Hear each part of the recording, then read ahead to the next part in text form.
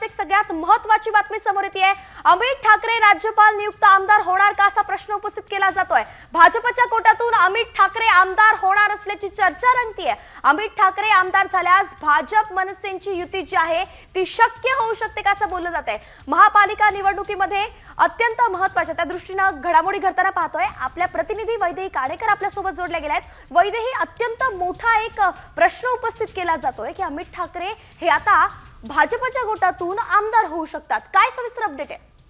नक्कीच आपण बघतोय की राज्यपाल नियुक्त 12 आमदारांचा प्रश्न सुटल्यानंतर आता या कोट्यामधून कोण कोण आमदार होणार याकडे प्रत्येकाचं लक्ष लागलेलं होतं आणि अशाच वेळेस आता अमित ठाकरे यांचं नाव देखील पुढे येताना बघायला मिळत आहे। एकीकडे आपण बघतोय की राज ठाकरे यांच्या घरी येऊन स्वतः मुख्यमंत्री देवेंद्र फडणवीस हे त्यांना शुभेच्छा देताना देखील बघायला मिळत आहे। त्या ठिकाणी स्वतः ते उपस्थित झालेले आहेत आणि अर्थात ही भेट जी आहे ती राजकीय देखील आहे आणि या भेटीमध्ये एकूणच राज्यपाल नियुक्त आमदारांच्या निवडी संदर्भात खरं तर चर्चा होत असल्याची देखील चर्चा आहे। खरं तर राज ठाकरे यांनी महायुतीच्या सोबत यावं ही खरं तर गेल्या अनेक दिवसांपासूनची मागणी होती आणि तसंच अनेकदा लोकसभा निवडणुका असू दे नंतर विधानसभा निवडणुकीच्या आधी असू दे अशा संदर्भातलं चित्र दिसून आलं होतं। मात्र विधानसभा निवडणुकीमध्ये मनसेनं आपले उमेदवार रिंगणामध्ये उतरवल्यानंतर मनसे ही स्वतंत्र लढणार असल्याचं स्पष्ट झालं होतं आणि आता पुन्हा एकदा स्वतः देवेंद्र फडणवीस राज ठाकरे यांच्या घरी आलेले आहेत आणि आपण बघतोय की याच भेटीमध्ये राज्यपाल नियुक्त आमदारांसंदर्भात देखील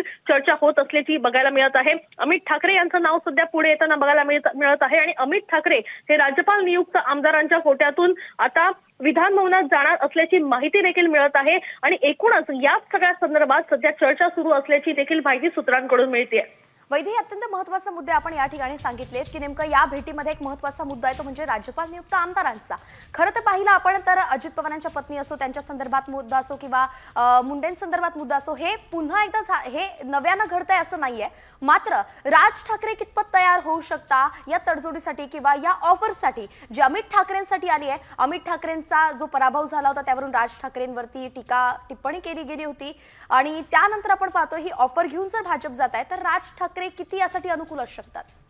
नक्कीच आपण बघतोय की मनसे हा पक्ष जो आहे तो सध्या तळागाळातला पक्ष आहे, प्रादेशिक पक्ष आहे आणि खास करून स्थानिक स्वराज्य निवडणुकीमध्ये मनसेचं मोठं पाठबळ मिळणं अपेक्षित आहे आणि अशामध्ये जर मराठीचा मुद्दा आहे किंवा भूमिपुत्रांचा मुद्दा आहे या निवडणुकीच्या पार्श्वभूमीवर जर महायुती निवडणुकीला सामोरं जाते तर निश्चितच मनसे त्यांच्यासाठी एक महत्त्वाचा फॅक्टर ठरू शकतो आणि अशामध्येच राज्यपाल नियुक्त आमदारांसंदर्भात जर लोकसभा निवडणुकीच्या आधी या संदर्भात चर्चा झाली असल्याची देखील माहिती जी आहे ती सध्या सूत्रांकडून मिळत आहे।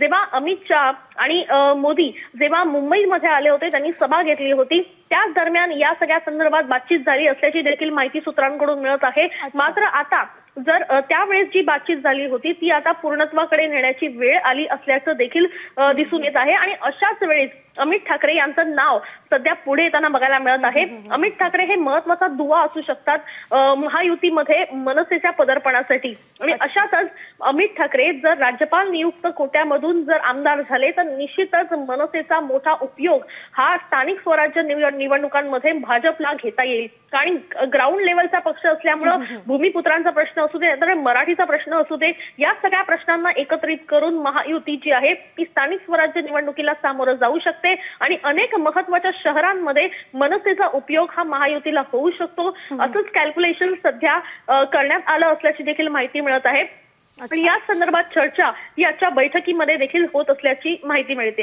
अच्छा, धन्यवाद वैदेही, आपण अनेक महत्त्वाचे मुद्दे दिलेत, आपण अशा जोडून राहा आमच्या सोबत। परंतु एक महत्त्वाची गोष्ट मी आपल्या प्रेक्षकांना सांगतेय जी आताच वैदेहीने आपल्या सोबत सांगितलीये ती म्हणजेच लोकसभेच्या आधीपासून हे सगळं होताना दिसतंय। लोकसभेत आपण पाहिलं तर मेळावा घेऊन राज ठाकरेंनी एक घोषणा केली होती ती म्हणजेच बिनशर्त पाठिंबा त्यांनी भाजपला दिला होता आणि तेव्हा नेमकं काय तडजोड झाली असेल, काय गोष्टी चर्चेला गेल्या असेल, कुठल्या मुद्द्यांवरती मनसेनं बिनशर्त पाठिंबा दिला असेल हा प्रश्न उपस्थित केला जात होता ते नेमकं आता पूर्णत्वाला जात आहे का असं बोललं जात आहे कारण की राज्यपाल नियुक्त किंवा ह्या ज्या गोष्टी आहेत आमदारांच्या त्याबद्दल तेव्हा चर्चा झाल्याचं एक जे आहे सूत्रांकडून माहिती मिळते आणि आता विधानसभेला जेव्हा अमित ठाकरेंचा पराभव झाला आहे टीकेचं धनी जे आहे ते मनसेला व्हावं लागलं आहे त्यानंतर पुन्हा एकदा भाजप त्यांच्याकडे आली आहे आणि ती जी ऑफर दिली होती किंवा तो जो शब्द दिला होता तो पाळला जातोय असंही आता बोललं जात आहे।